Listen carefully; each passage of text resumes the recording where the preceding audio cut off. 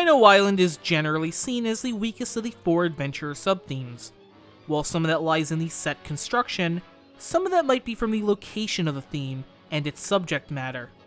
I'm Paleozoic Bricks, and we're exploring Dino Island. I am not here to talk about the quality of the Dino Island sets, but their thematic relation to the adventurer's line as a whole. These sets might be the weakest of the adventurer's lineup, or they might be the best. This is of little concern to me. If you want reviews of these sets, you can go watch R, Slugger, or Trick Bricks. Slugger was also so gracious to allow me to use their photography in this discussion. I do not own anything from the Dino Island theme, so I can't speak on the quality of these sets. Compared to the other sub-themes, Dino Island is the odd man out.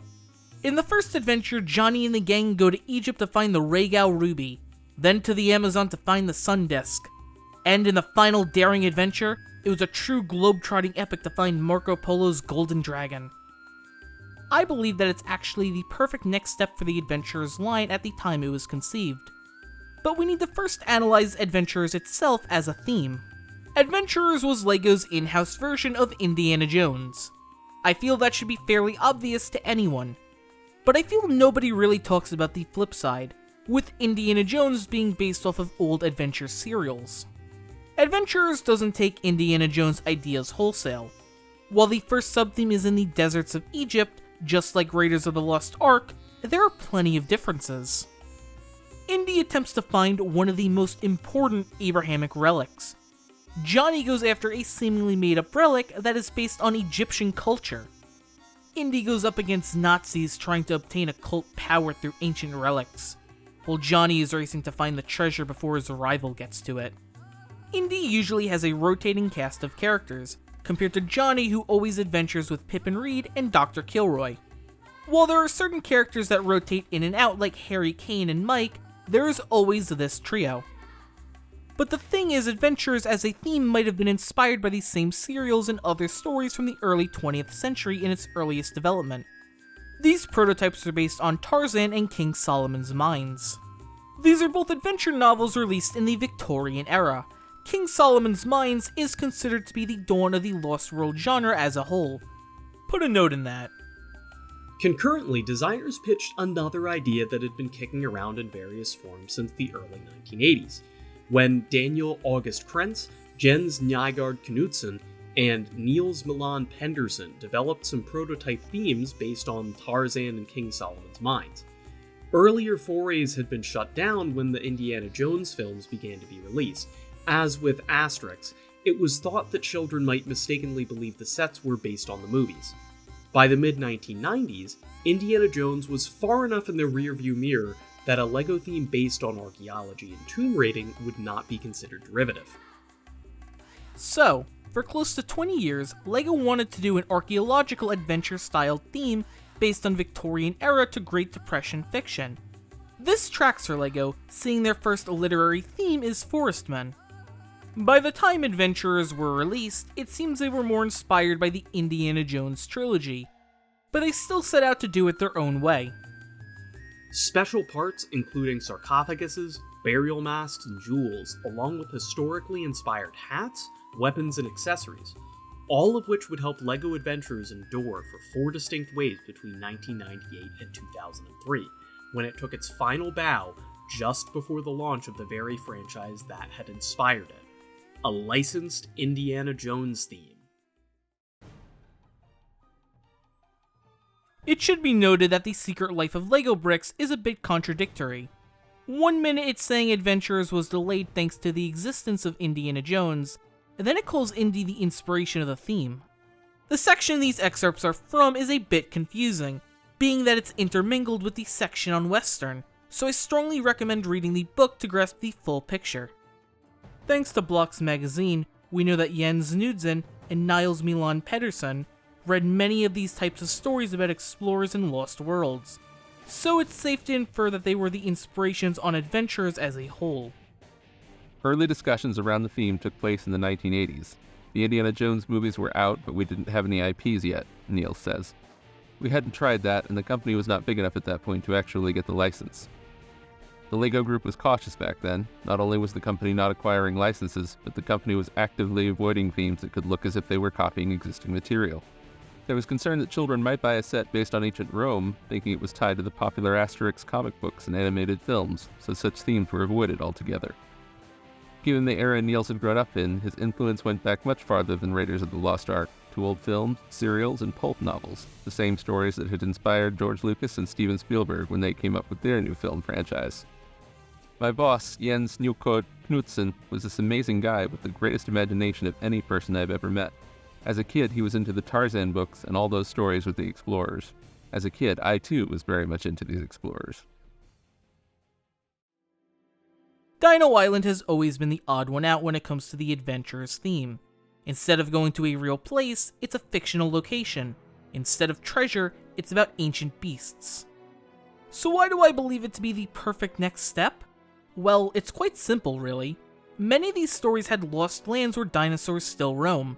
The Lost World, King Kong, At the Earth's Core, and that's just to name a few. Adventure stories go hand in hand with dinosaurs. It was a logical evolution for adventurers. Flat out, one of the inspirations is King Solomon's Mines.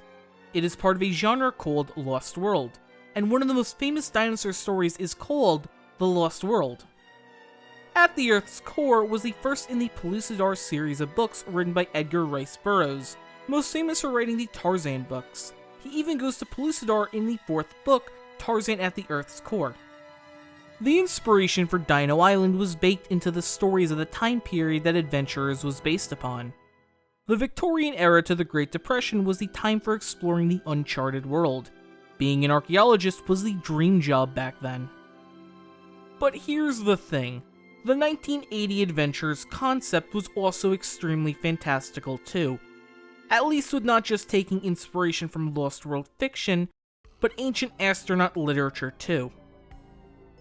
Jens was very much into the classic space theme. He wanted to make it so that aliens would come and make the pyramids, so that we could make a theme about that.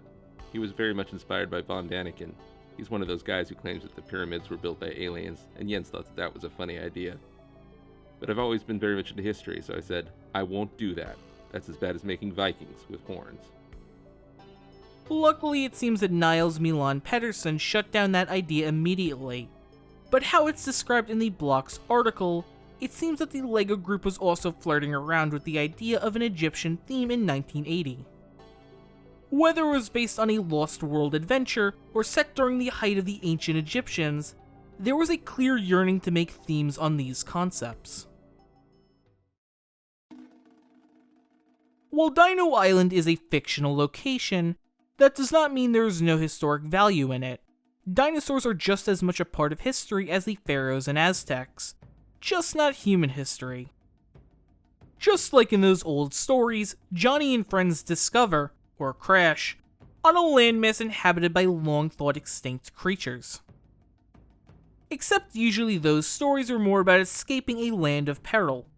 Adventurers was a more modern take about protecting the land from nefarious people who want to exploit it. Johnny Thunder is like Nigel Marven or Steve Irwin, a zoologist who goes out and studies the animals in their natural habitat, at least if the 2024 interpretation is to be believed. I feel the sets back this up.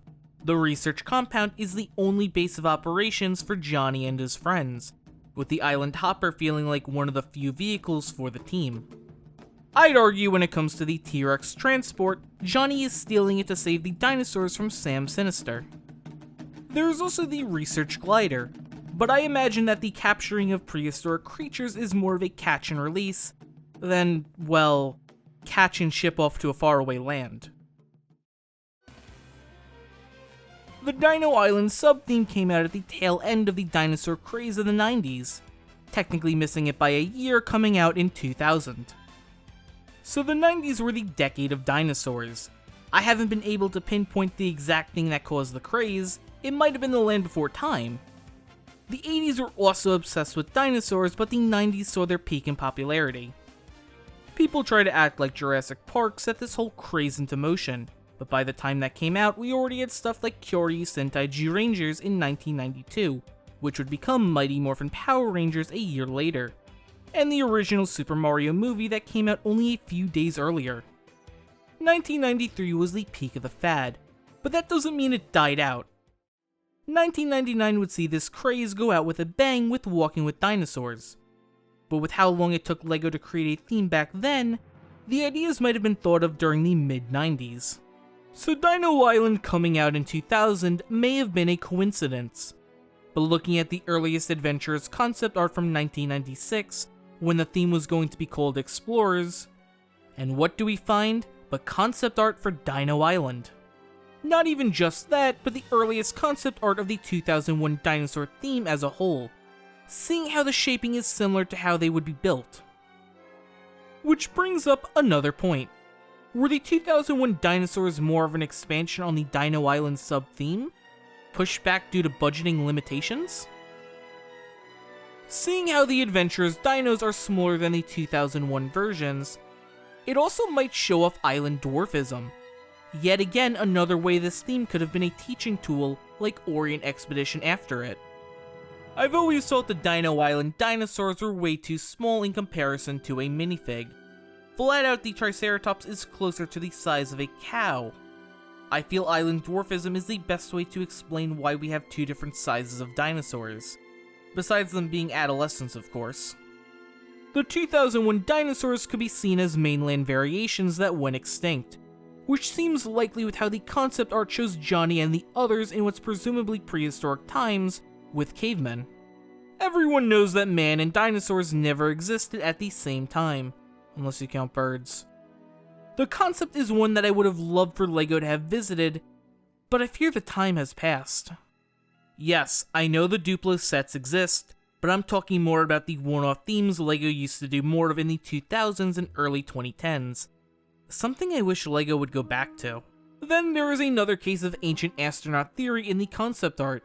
This seems to be a reoccurring idea that Jens pushed for, because while Niles drew it, I don't think he wanted it in the final release. Otherwise, I do feel this proves my point that this was always an end goal for the theme in some shape or fashion, for the original trilogy, not including Orient Expedition. But now that you understand the references to older pieces of media, does it work in execution from a story perspective? I believe it works. At least to me, it doesn't feel that Adventurers jumped the shark. The Lost World and King Kong were stories set around the same time as Adventurers. Now, if Johnny and friends unearthed a reptilian civilization that was engineered by the Anunnaki, I think that would jump the shark. Adventurers is very grounded. Even in its most fantastical, it doesn't feel too far-fetched from our own world.